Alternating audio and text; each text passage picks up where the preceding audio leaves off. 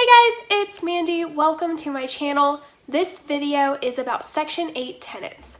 Should you specifically target Section 8 tenants or should you try to avoid them altogether? I want to share with you guys what my experience has been and what I think the pros and the cons are of Section 8 tenants. Before we really get into the video though, I do want to stress how important it is to be up to date and to know what your state laws are.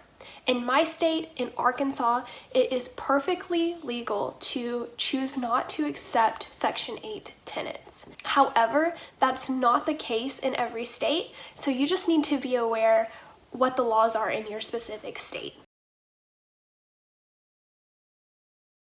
When my dad first started buying his very first rental properties, he was given the advice to specifically target Section 8 tenants. And the reasoning for this was because rent would be guaranteed. And so my dad took that advice and he didn't only accept Section 8 tenants, but he did target Section 8 tenants. So he had the majority of his tenants being Section 8. And honestly, with those houses and those tenants being some of his very first properties and his very first tenants and the experience that he had, I'm surprised that my dad continued to have rental properties after this. I think if I had some of the houses end up in the condition that my dad had, I would just sell all the properties and just be done with rental properties. But I can remember as a little kid going into these houses where Section 8 tenants had moved out and the houses just being completely destroyed. I know that there were at least 3 properties that were just destroyed, like bullet holes in the walls, casseroles left in the oven, and the tenant just had moved out with everything they ever owned left in the property. Like the refrigerator was full of food and the power had been shut off, so by the time we realized that the tenant had just left and who knows where they went, everything was just spoiled and nasty and a big huge mess to clean up. Yeah, so there were at least 3 properties that were just completely destroyed. And unfortunately, a lot of the other Section 8 properties, while they weren't completely destroyed, weren't left in very good condition either. The funny thing is that a lot of the memories that I have from these houses are some of my favorite childhood memories, because I loved cleaning up these houses with my dad. And I know that seems kind of silly, but we would just either haul out all of the stuff and take it to the landfill, or we would make a big a big bonfire with everything that could burn, and we would burn it. And so as a little kid, I loved going to the landfill with my dad. Now as an adult, I would prefer not to have to go to the landfill, and I really realized that you cannot have properties just being destroyed, because there's no way that you can make a profit from that, and it's just not worth the time, and it's not worth the stress and the money. Eventually, my dad realized that there was a pattern, and these houses that were being destroyed and left in less than stellar condition were pretty much all Section 8 tenants. And so for a while, he stopped renting to Section 8 tenants altogether. And after that, he didn't have any houses destroyed. He didn't have any terrible experiences with the tenants. Eventually, he became a little more strict about his screening criteria, and he started accepting some Section 8 tenants. Again, to this day, one of those Section 8 tenants is still one of my very best tenants. She has lived in the property for about 13 years. And while she started out on Section 8, over the years she received less and less funding, and now I think about 3 years ago she went off Section 8 altogether.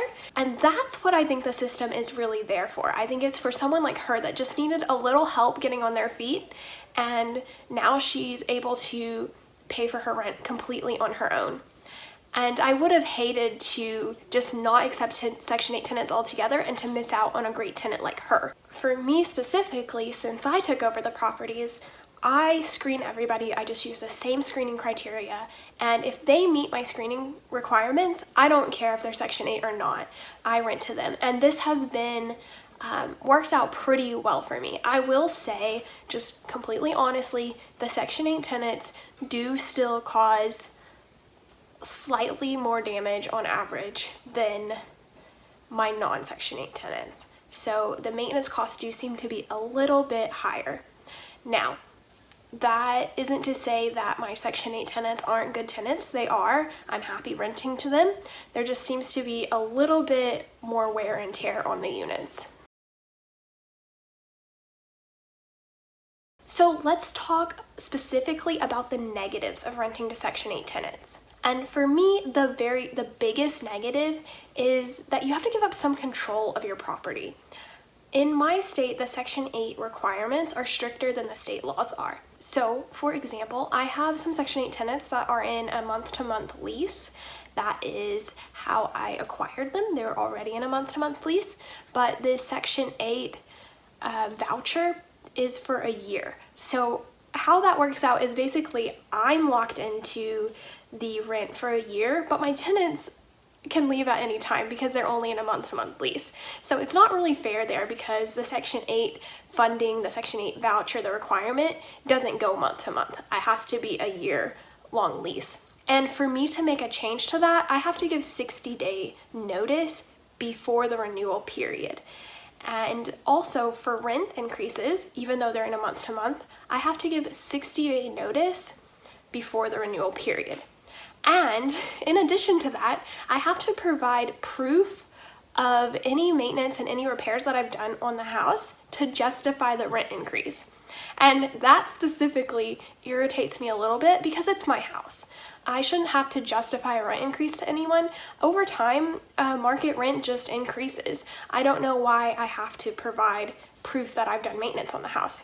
And I'll just say it's not an issue. I'm not trying to increase the rent. I have done maintenance on the house, but I just don't like that I'm locked into that and the government thinks that they can tell me whether or not I'm justified in making a rent increase.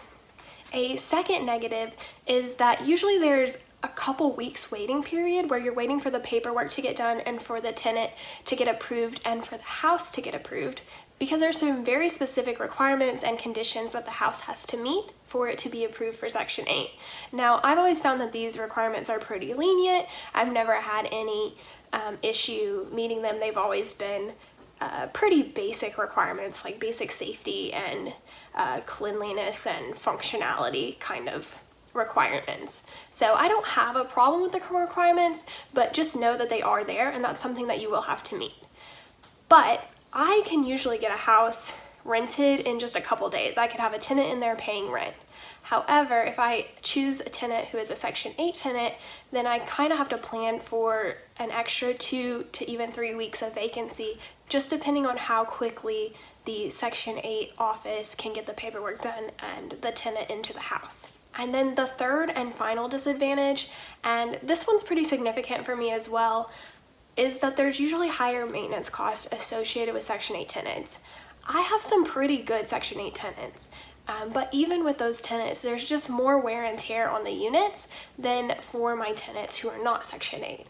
And another thing I'll say, which I made a video about this recently, but some of my non-Section 8 tenants just really make improvements to their property and they take good care of it, they do really great landscaping, and they just treat the house really well. My Section 8 tenants don't do that. I've never had a Section 8 tenant make any kind of improvement to a property. I don't expect them to do so. That's not anything that the tenant should be responsible for, but just as a side note, throwing that out there. Okay, so let's talk about the positives of renting to Section 8 tenants.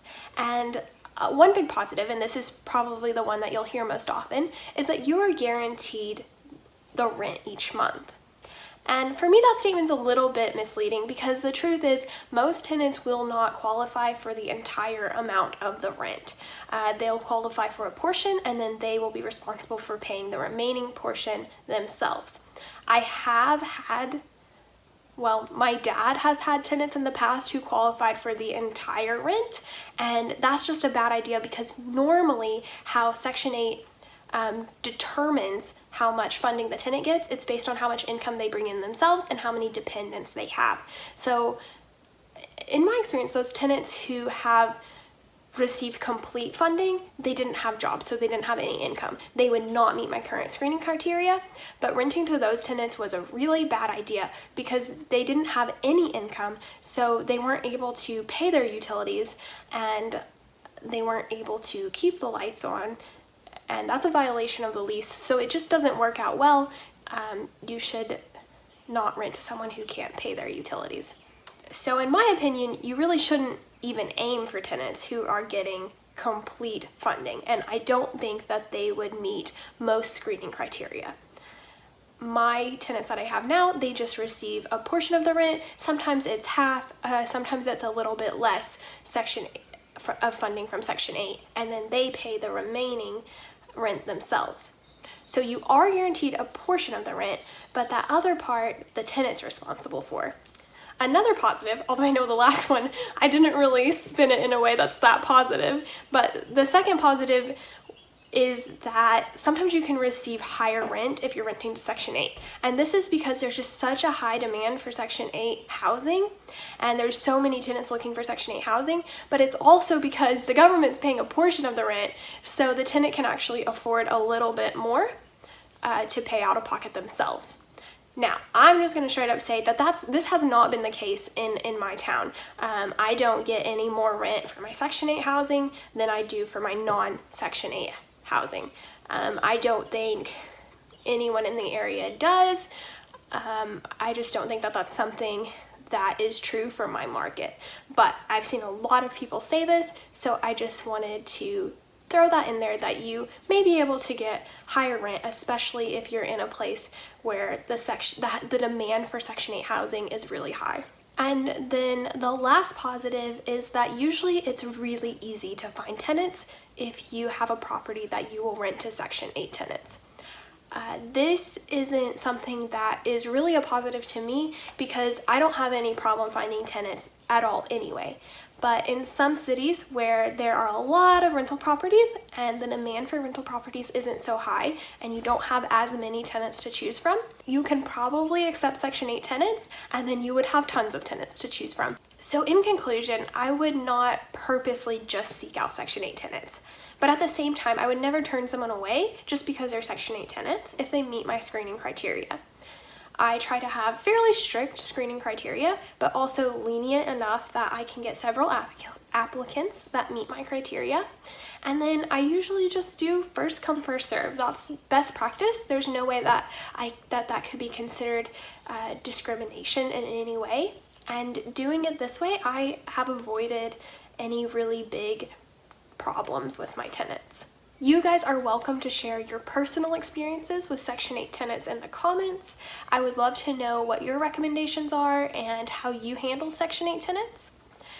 Thank you for watching the video, and please subscribe if you haven't already. Bye!